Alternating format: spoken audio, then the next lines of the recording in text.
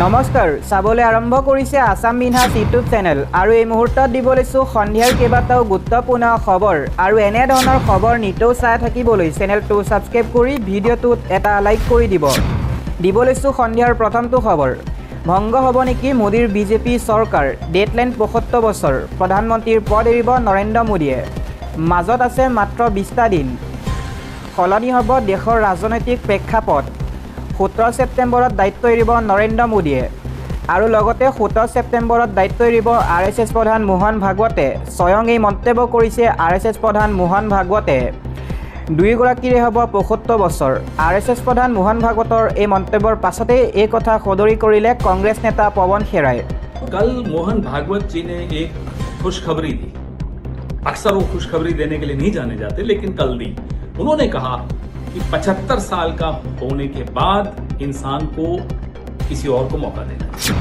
দিব লৈছো আন এটা খবৰ কৰ্তন হ'ব ৩ লাখ ভোটাৰৰ নাম নিৰ্বাচন আয়োগে জাৰি কৰিছে জাননী ৩ লাখ ভোটাৰৰ নাম কৰ্তন হ'ব ভোটাৰ তালিকাৰ পৰা ৩ লাখ ভোটাৰৰ নাগৰিকত্ব সন্দেহজনক হোৱাৰ পোৱা গৈছে তথ্য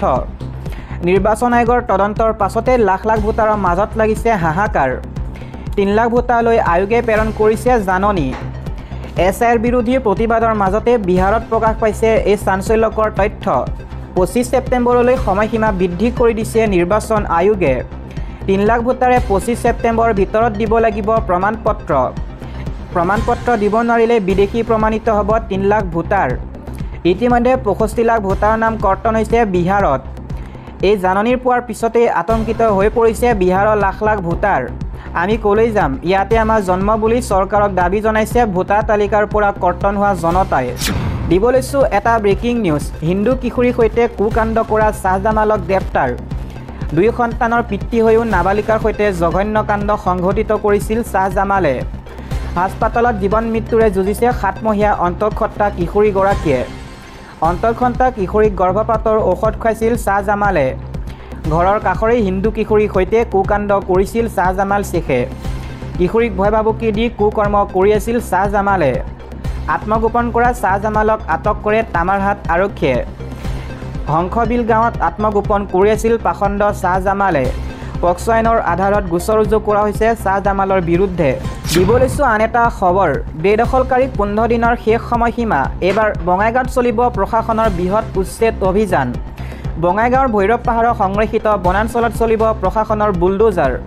বেদখলকাৰীক ইতিমধ্যে ১৫ দিনৰ শেষ সময়সীমা বান্ধি দিলে প্ৰশাসনে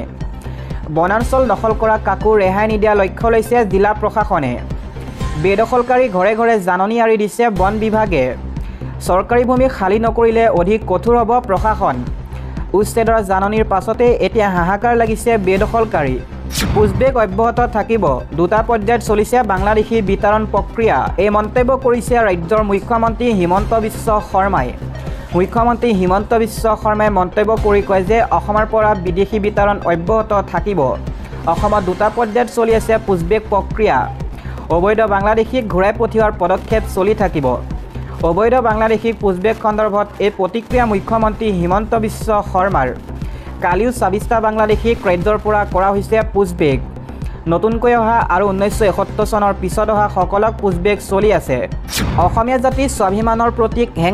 হেংদাঙক লৈ ৰাজনীতি নকৰিব মুখ্যমন্ত্ৰীক এই সকিয়নি লুৰিণজ্যোতি গগৈ হেংদাং আহোমৰ লগতে অসমীয়া জাতিৰ স্বাভিমানৰ প্ৰতীক লাচিতৰ শৌৰ্য বীৰ্য স্বাভিমানৰ প্ৰতীক হেংদাঙক লৈ মুখ্যমন্ত্ৰীয়ে অসমীয়া জাতিক ৰক্ষা কৰিম বুলি কৰা মন্তব্যৰ প্ৰতিক্ৰিয়া লুৰিণজ্যোতি গগৈ হেংদাঙক লৈ ৰাজনীতি নকৰিবলৈ মুখ্যমন্ত্ৰীক সকিয়নি প্ৰদান কৰিছে লুৰিণজ্যোতি গগৈয়ে হেংদাঙক লৈ যদি আপোনাৰ দায়বদ্ধতা আছিল তেনেহ'লে ৬ জনগোষ্ঠীৰ জনজাতিকৰণ কিয় নকৰিলে কিয় সমষ্টি পুনৰ নিৰ্ধাৰণৰ জৰিয়তে আহোম অধ্যুষিত সমষ্টি কমাই আনিলে মুখ্যমন্ত্ৰীক এই প্ৰশ্ন উত্থাপন কৰিছে অজাপৰ সভাপতি লুৰিণজ্যোতি গগৈয়ে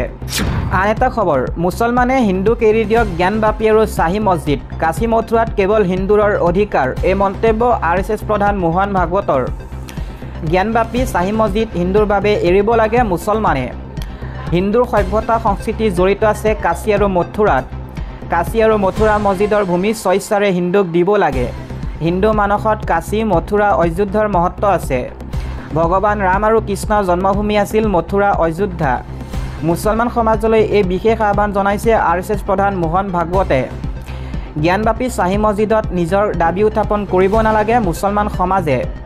হিন্দুৰ বাবে মুছলমানে এৰি দিয়ক শ্বাহী আৰু মথুৰাক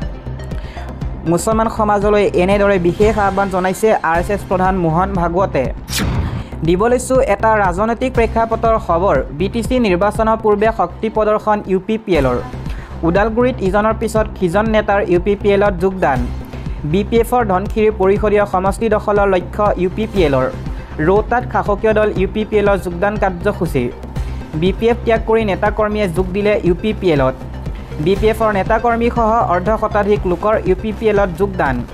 BPFে ওদালগুৰিত এইবাৰ নাপায় এখনো আসন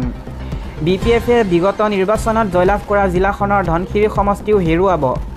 ৰৌতা সমষ্টিৰ UPPLৰ প্ৰাৰ্থী ডক্টৰ নীলোৎ স্বৰ্গীয়াৰীৰ এই দাবী